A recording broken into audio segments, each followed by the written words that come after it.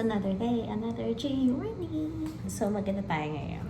Get ready with me. Habang nagkukwento ako ng pregnancy journey natin so far. So, right now, we are on our 6th month.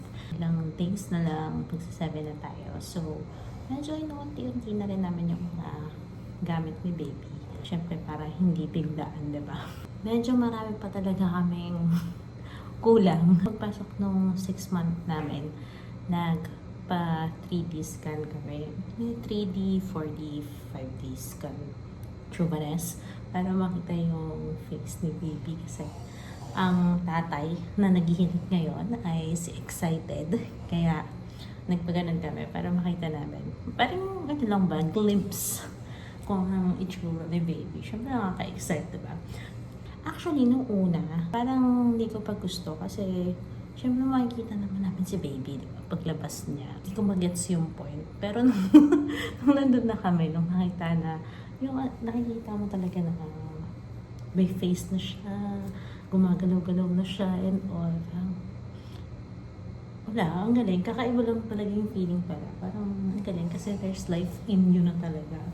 It's for real. Kakaiba talaga pala yung feeling ng pagiging first time mom. Pumunta kami doon sa may Doc Aid, sa may E. Rodriguez. Actually, ano yun, by appointment. So, nagpa-appointment muna kami.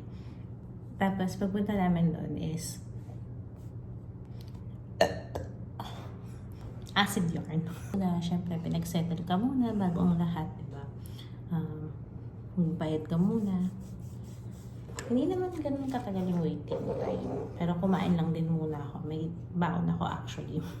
May dala akong stock kasi parang sabi, parang hindi dapat gutom.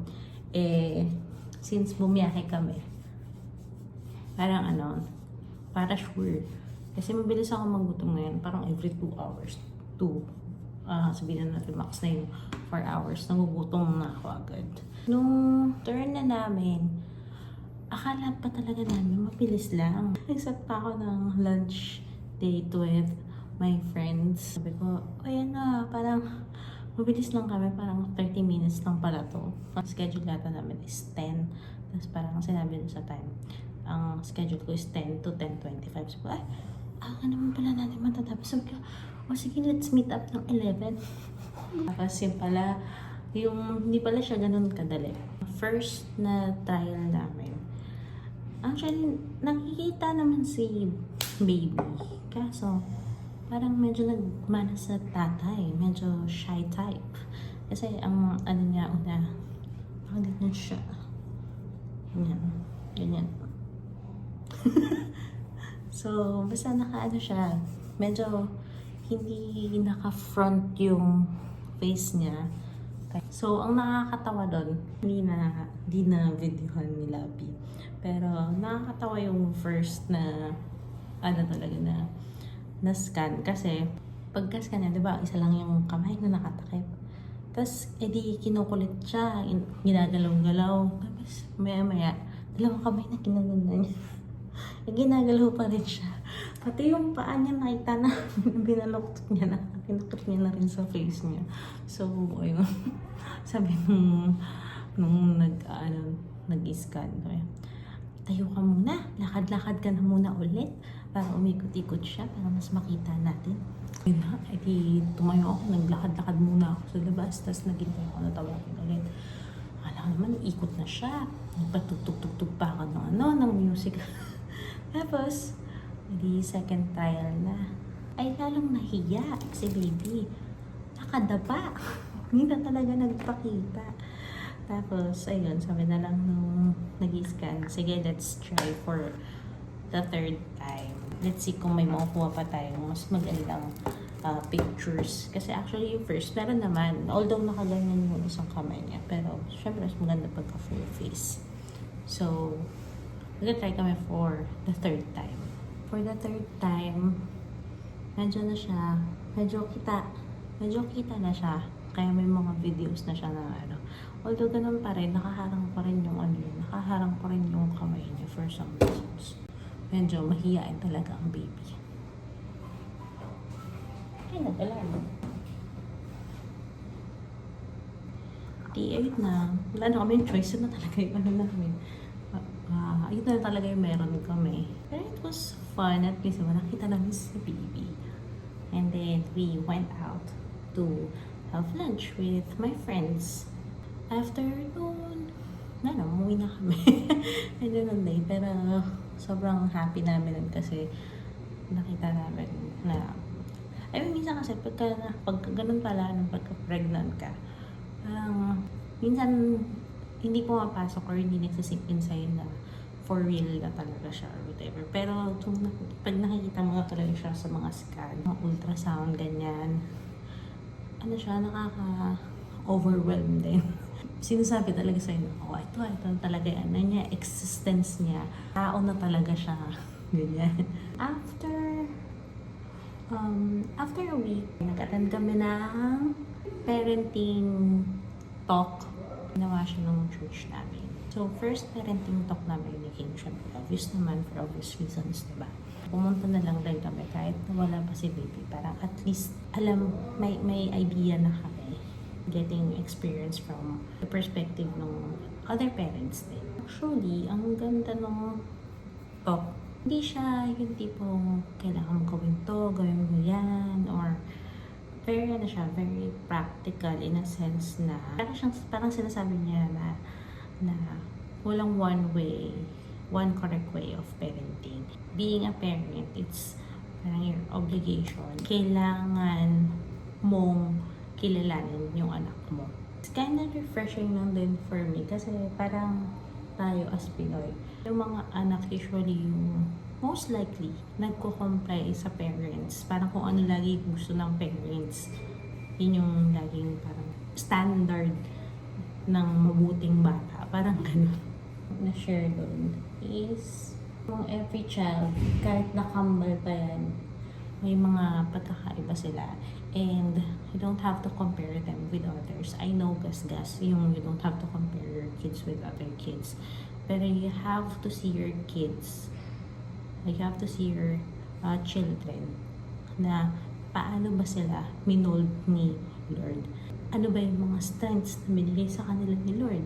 Use that opportunity with differences nila sa isa't isa or from other people or kung ano man to find yung blessing or yung grace na binigay sa kanila ni Lord. Kahit tayong adults nga, may kanya-kanya naman tayong gifts, may kanya-kanya tayong strength. So, why would we expect yung mga kids natin na pare-pareho din sila dapat?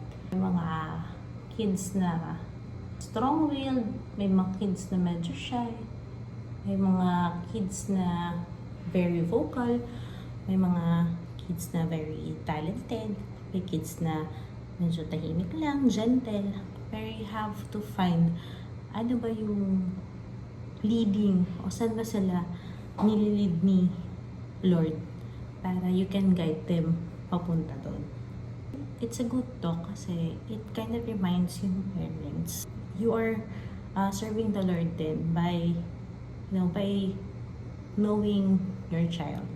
You're being a vessel ng grace ni Lord dun sa mga bata. Ikaw yung nakikita, ikaw yung magiging example. So, by your example, malilid mo sila. And from there, sila yung mga magiging, tiny disciples, diba? Siyempre, hindi lang yun yung diniscuss dun sa ngayon. Yun yung pinaka-take away ko. Yun yung may experience namin. It's fun kasi first parenting talk nga na natin namin together. And mas happy ako kasi si Labi, he's always trying to be present. Hanggat kaya niya, samahan niya ako, punta siya. Basta laging gusto niya kasama siya lagi. So, di ba, nakakatuwa kasi I have that support from him. Ngayon naman, for today, ay, diba nga, inuunti-unti na natin yung mga gamit ni baby. Ngayon, ay attend kami ng baby fair. Medyo nag-ayos-ayos na ako kasi may lalabas na kami. Nag-stay lang kami dito sa may BGC para makatulog pa after nung shift ko kanina. So, umidlip pa ako, natulog pa ako para may energy, mamili ng mga gamit ni baby. Actually, hindi ito yung first na baby fair na attend namin. May inattend kami early, hindi ma early this year. Basta nung, syempre nalaman na namin na preggers na kami. Pero inattend namin yun. Kasama kasi namin yung sister ni Labi na may baby rin. Kaya nung pumunta kami doon, kumbaga hindi pa namin nare-research yung mga gamit talaga ng baby, ano yung mga essentials, mga kailangan, and gender ni baby hindi pa namin alam. Kaya ending namin, wala kaming nabili. Lang kami, nag-ikot-ikot lang kami, nagtingin-tingin lang talaga kami. Pero today, it looks like feeling ko bibili talaga kami kasi medyo kailangan na namin talaga, bumili ng mga gamit ni baby. Maya-maya, ayan, ikot tayo sa SMX SM Aura. And tignan natin kung ano pa yung mga mabibili natin at kung may mabibili ba talaga kami or worth it ba na umattend ng baby fair. Ayan, gigisingin na natin si Labi para kumain na kami saglit. Then, guys, na kami ng gamit. Check out na kami. And pupunta na kami dun sa SM.